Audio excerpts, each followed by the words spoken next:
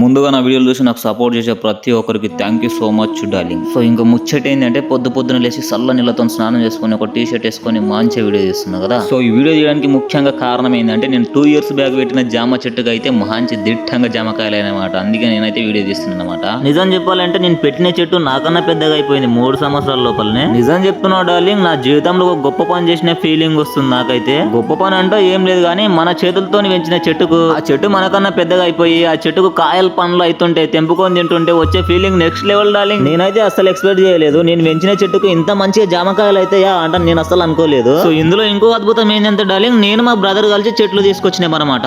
ఆయన నేను ఇద్దరం కలిసి ఒకేసారి పెట్టినాం కానీ ఆయన చెట్టు ఎండిపోయింది, నా చెట్టు ఏమో పచ్చగా అయిపోయి నాకన్నా పెద్దగా అయింది. అప్పుడప్పుడు నాకు అనిపిస్తుంది డార్లింగ్, నా చెట్టుతో పాటు ఆ చెట్టు కూడా పెరిగింటే ఇద్దరికి జ్ఞాపకంగా చాలా బాగుంటుండే అనిపిస్తుంది. బట్ ఏం చేస్తాము, బట్ అన్ఫార్చునేట్లీ అట్లా అయిపోయింది. మనం అనుకున్నట్టు అన్ని కావనిపిస్తుంది ఒక్కొక్కసారి. ఇంకా డార్లింగ్, నేను కోసిన పండును మా అమ్మకి నేను బలవంతంగా తినిపిస్తున్నా. ఎందుకంటే మా అమ్మకి రీసెంట్ గా పన్ను వీక్పించింది అనమాట. పన్ను నొప్పిన కానీ తిను పర్లేదు ఏం కదా అని బలవంతంగా తినిపిస్తున్నా. పండు కోసుకొని తిన్న తర్వాత అమ్మ హ్యాపీ, నేను హ్యాపీ.